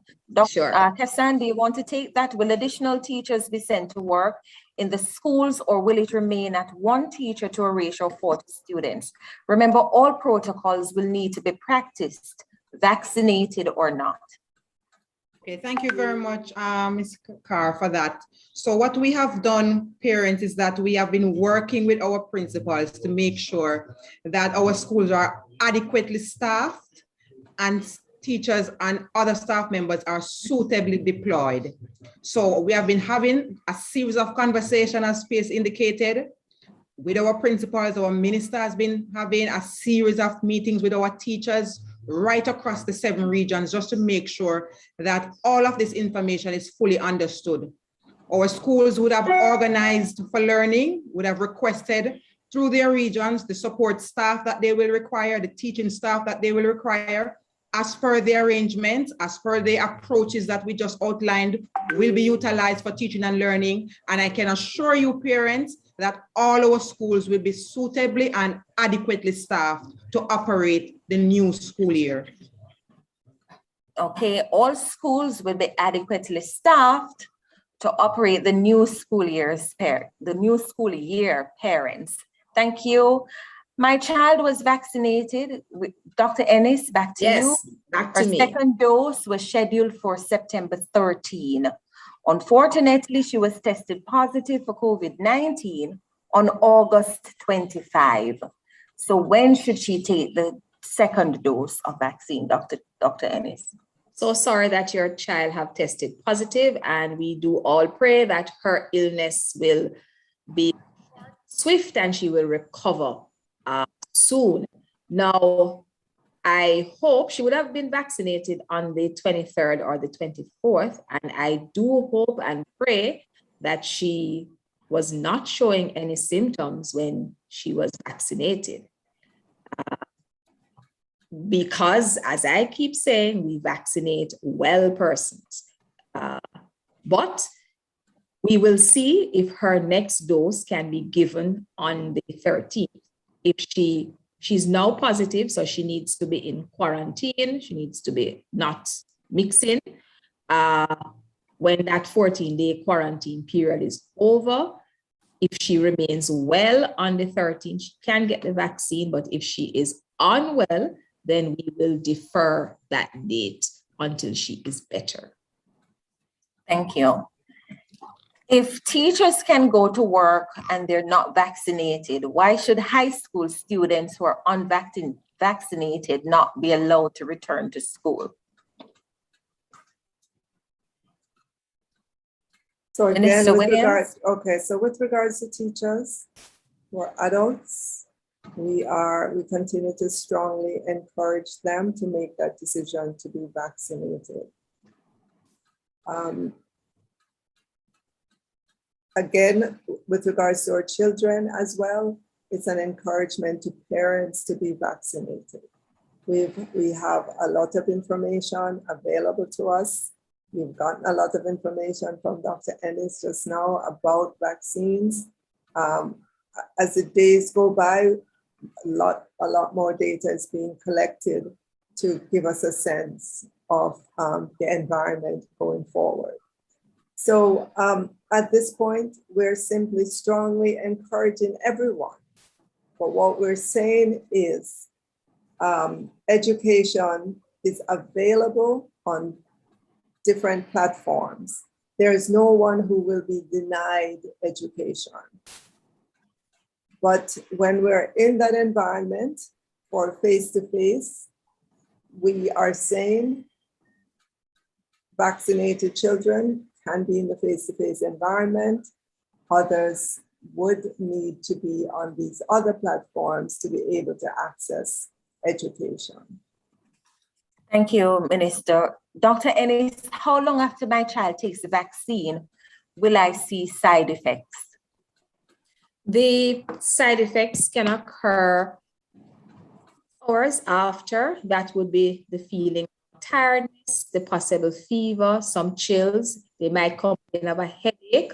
Usually immediately, they may have some amount of dizziness. And for that, of course, you just allow them to sit or lie. Usually that happens at the vaccination site, and we're able to put them to sit or put them to lie, and that will resolve. But usually the evening of into the night after you have taken the vaccine, you may have the fever, the chills. The following day, you may get the runny nose, you may get the cough. That's day one. Into day two, you may get abdominal pain. Some persons may even notice lymph nodes, which is the wax and cannon all over the body. So, you have those in the groin, right? So that might come up. Usually all of these will go away. These symptoms will go away by 48 hours. If you're very, very unfortunate, you may have them for 72 hours. If they persist beyond that and and your child remains ill, then you must advise your medical personnel so that we can allay fears or begin treatment if necessary. And parent Katrina Hosing, please prepare your question. And Dr. Ennis, preschoolers are unvaccinated and are not being required to wear a mask. Please answer the question about how transmission will be prevented in this group if they go face-to-face without masks. So, yes, go ahead, Dr. Ennis. So, small children, it's usually below the age of 2, are not given masks. You have special child fit masks for older ones, but then masks again in that small kindergarten age, you understand. My mask is prettier than yours. I'm going to exchange masks with you. And all of that kind of thing is going to happen. And, you know, we see how it look when we wear it back ways and front ways. So it is difficult in that population. As we continue for others to be protected, to prevent them from getting ill. And we do that by all of the other ones of us maintaining those protocols. Okay, thank you. And I'm not seeing Ms. Hosting again, or technical staff. If you're able to unmute her, then we'll invite her to ask her question. Katrina Hosting. Failing that, we will go to our other question. Oh, here we go. Ms. Hosting, are you on? You'd have to unmute. Go ahead, please, with your question. Katrina Hosting. Good evening, everyone. Hey. Good evening. So far, I've been listening to all that has been said. And is there anything that can be done to kids who are autistic? What are some of the provisions that can be made for these individuals? And this is a comment now, that these parents, they are unprofessional. They are putting up stuff in the chat that they are not listening, but they are only asking questions even before other things are being.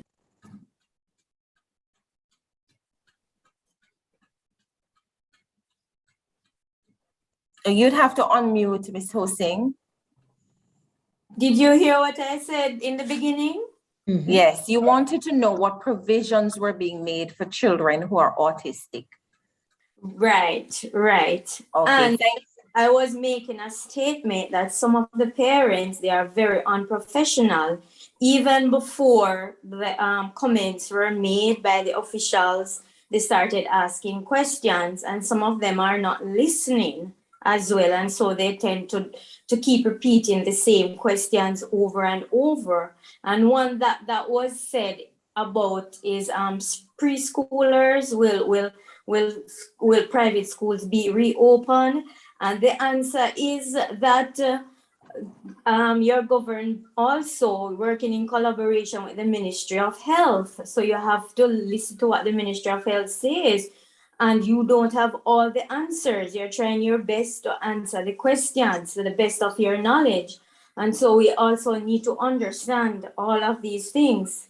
And I hope that when they leave, there will be some clarity and clarification to all of this. However, let me go back to my question. I am doing it on a personal basis because I have a son who is autistic, but he's mild on the spectrum. And I am a professional. I am also in the classroom. So I am wondering, what are some of the things that can be put in place, because there are other parents who have children like mine. So I think that's a really good question, Katrina, and thank you so much for your comments and for participating and for having listened actively. Thank you so much. So I am going to ask Dr. Ennis to answer, and then certainly Cassandra Troop, who is our acting Chief Education Officer, Dr. Cassandra Troop, to talk about the provisions. Okay, so Dr. Ennis. So my first question is, how old is your child that is autistic?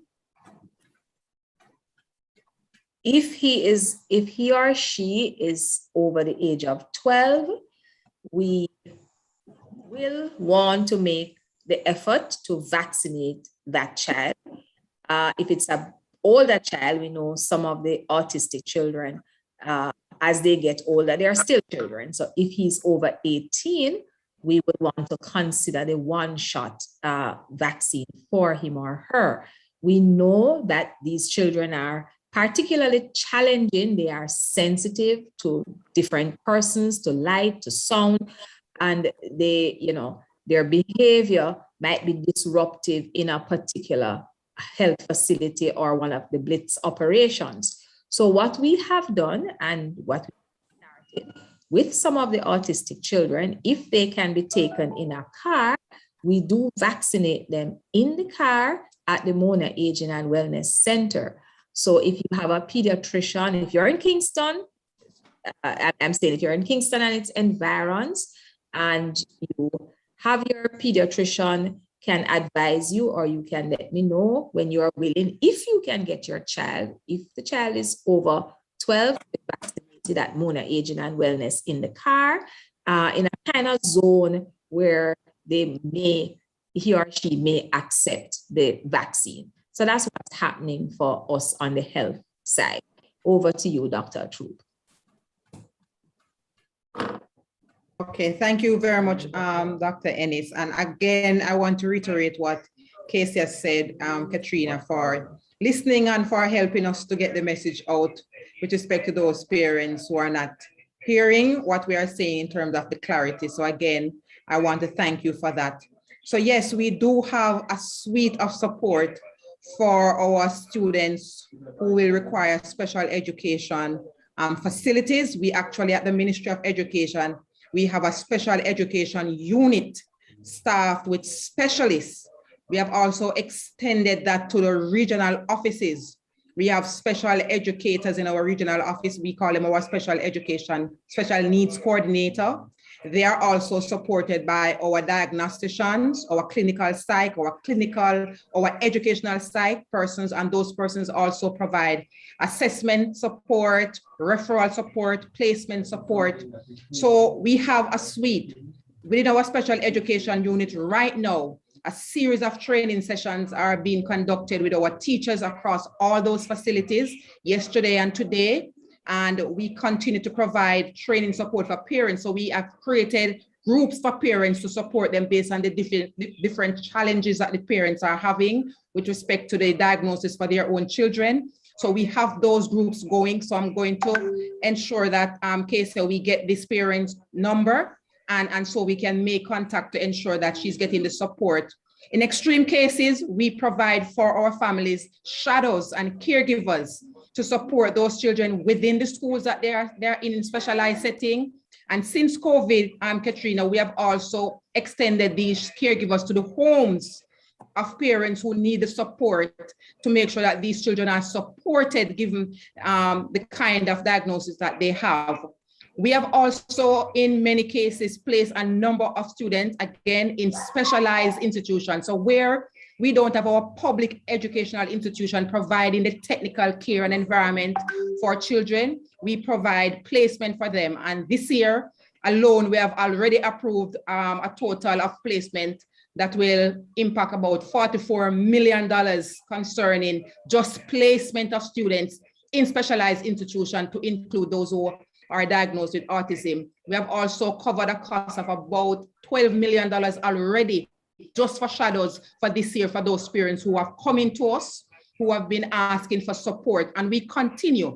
So once you call us, we have an officer work with you, look at your particular case, and then we provide the necessary support that you need. We never turn back a parent with respect to this situation, never. Whatever support that is required, my permanent secretary said to me, Dr. Troop, we have to find it in the budget. So even if I don't have an approved budget, once that request comes, we make the adjustment to make sure that our special needs students are catered for, are provided with the training, are provided with the support. Even with our international partners, we are now developing accessibility tools to be able to utilize on our platforms as students who need that. So that's a kind of suite that we now offer. So Casey, I would be happy to get the details for this parent.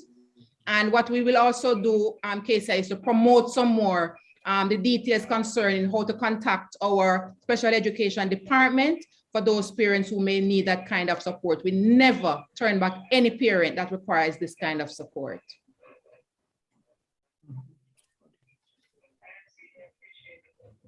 Unmute, Casey. Unmute.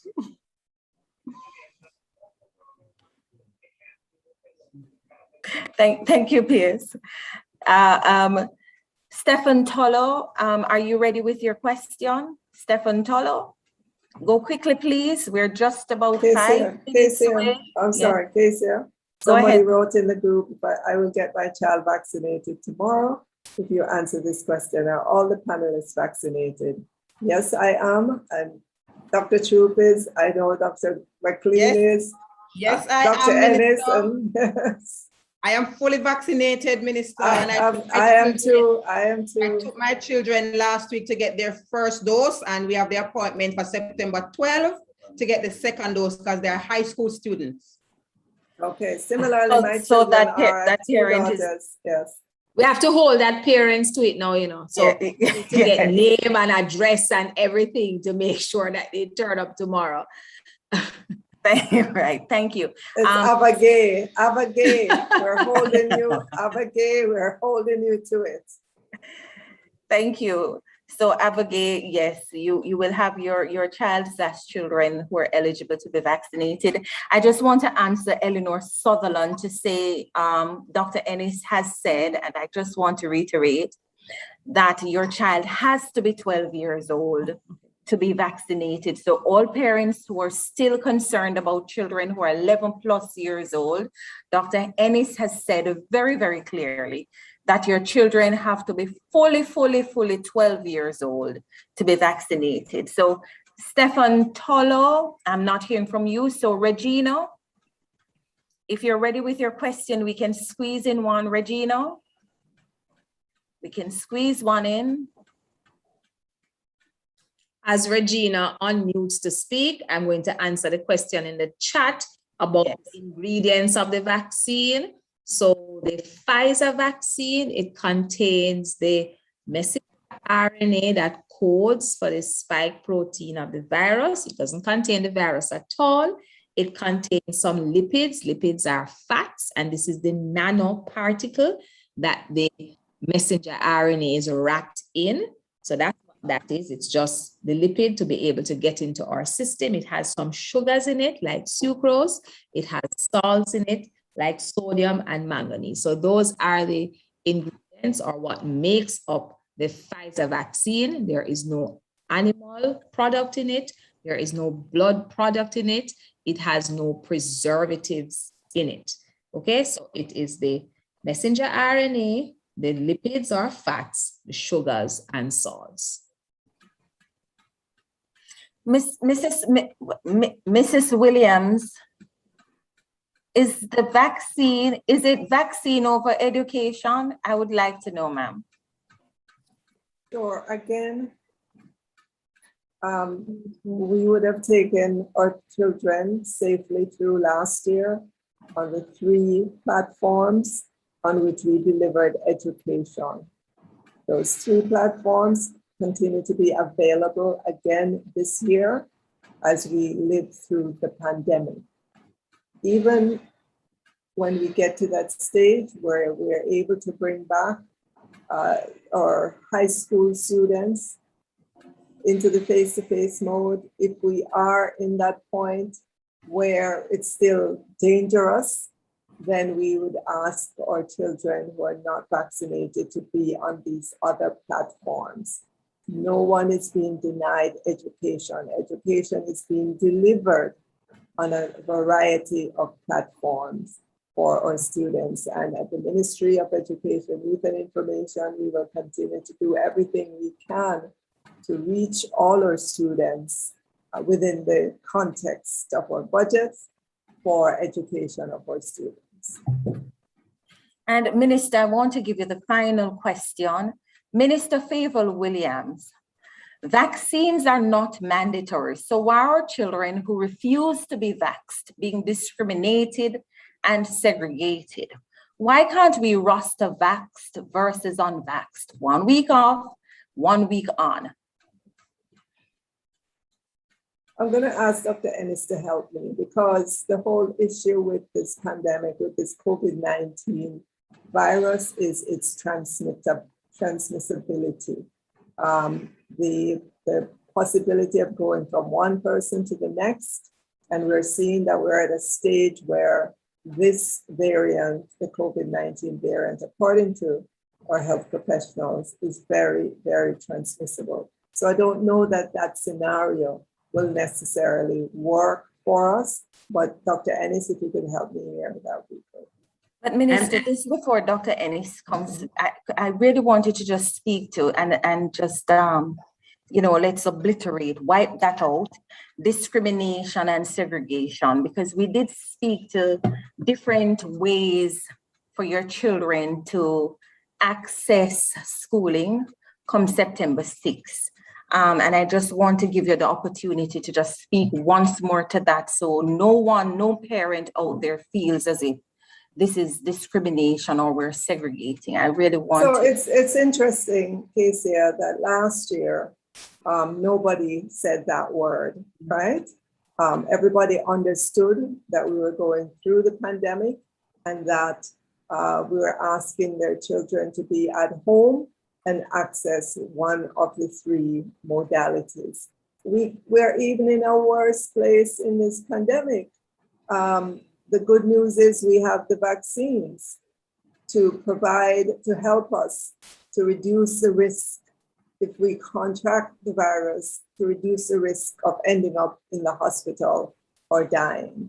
We are saying to all Jamaicans, but especially to the education sector, please make the decision to be vaccinated.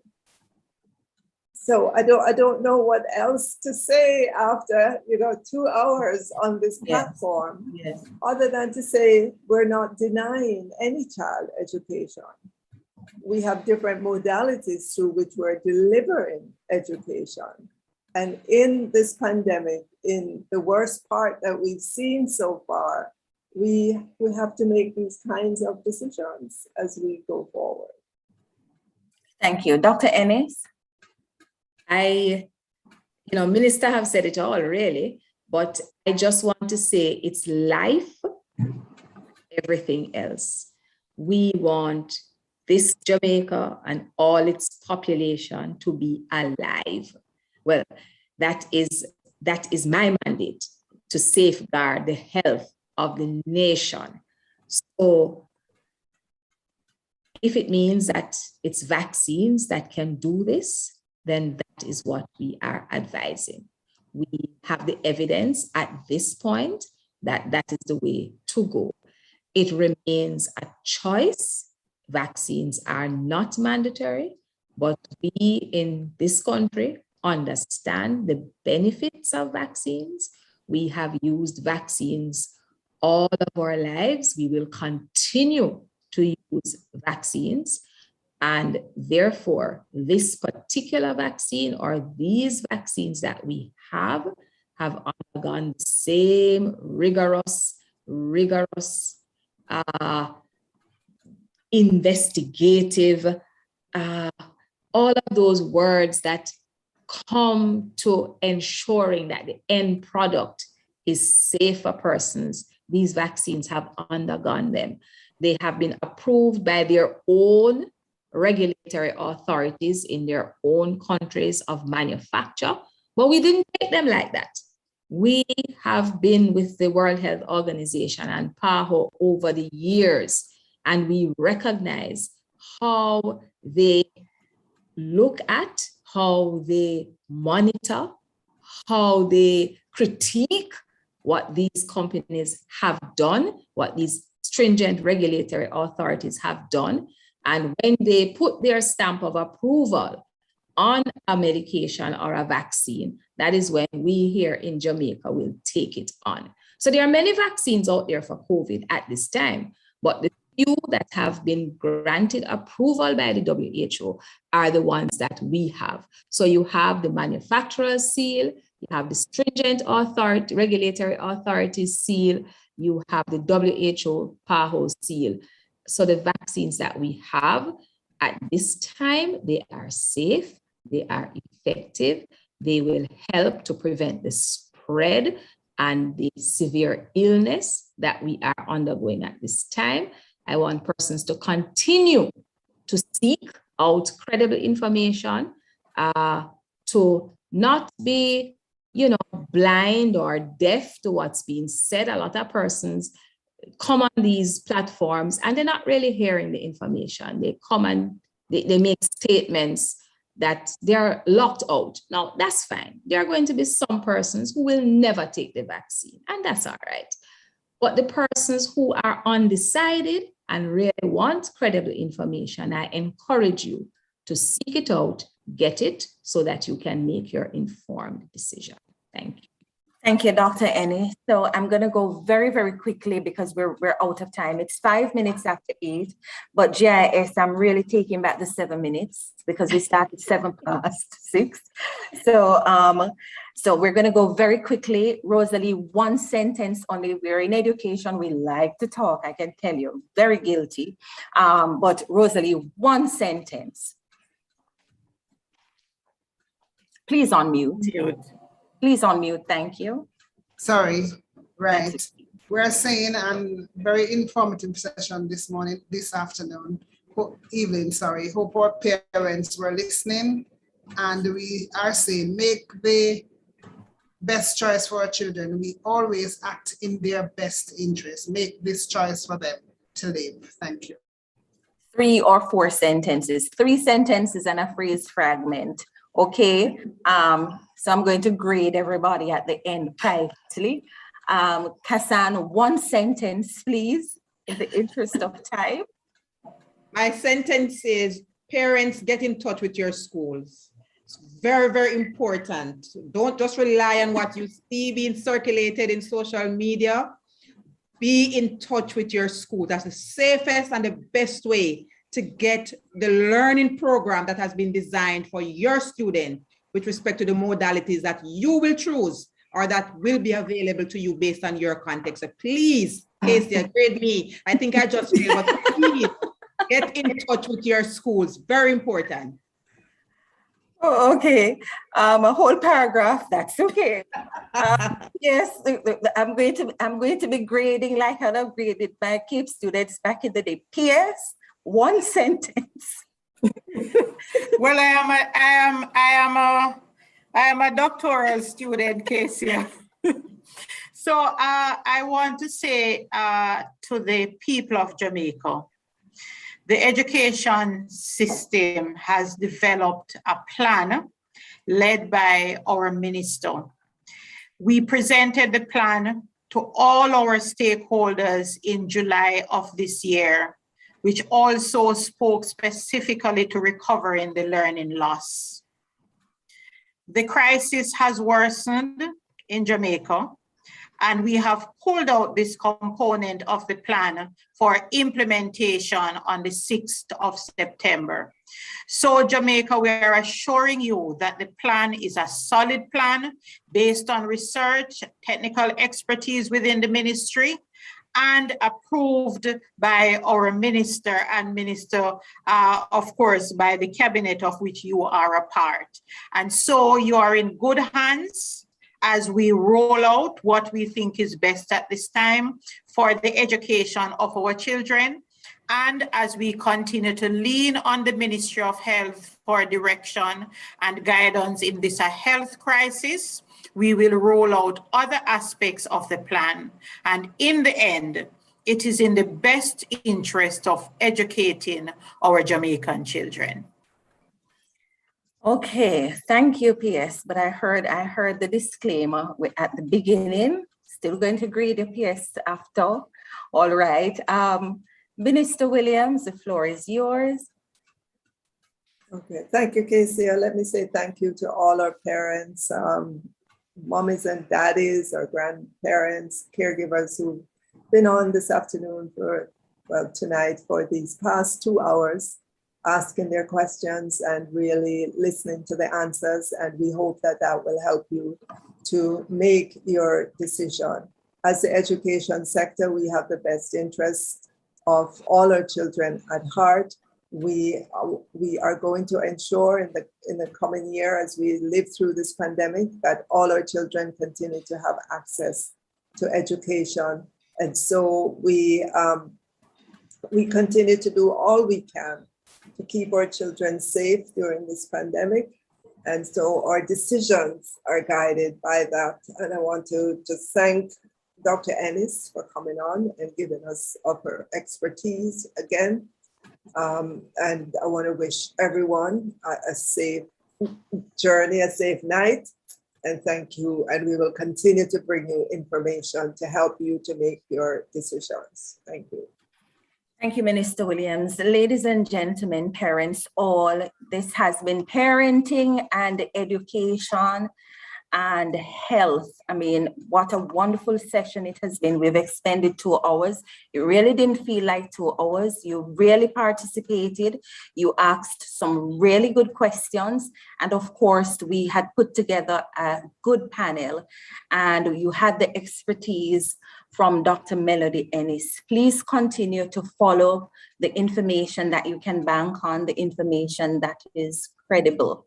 I know that in the information age, everybody is an expert, but please go to credible sources. There's nothing wrong in reading up and then going to the sources to find out what you need clarification on, what needs to be further explained. We have totally enjoyed sharing with you this evening. As the Ministry of Education, Youth and Information, the National Parenting Support Commission, we are totally, and the word evades me, that means I'm getting old, but we're committed, that's the word. We're totally committed to serving you in this way and to coming to you so that you can have access to us. We really want parents to be involved in this process called education. So thank you. Remember to stay safe, please follow all the protocols. And we want to start off this new school year well. We want to start off on the right footing, parents, and much of that really depends on you. So please do the right thing. Get your children vaccinated. You get vaccinated as well. And let us do what's in the best interest of our children, who we all love very much. Thank you so much, Jamaica. Have a really good evening. Be safe.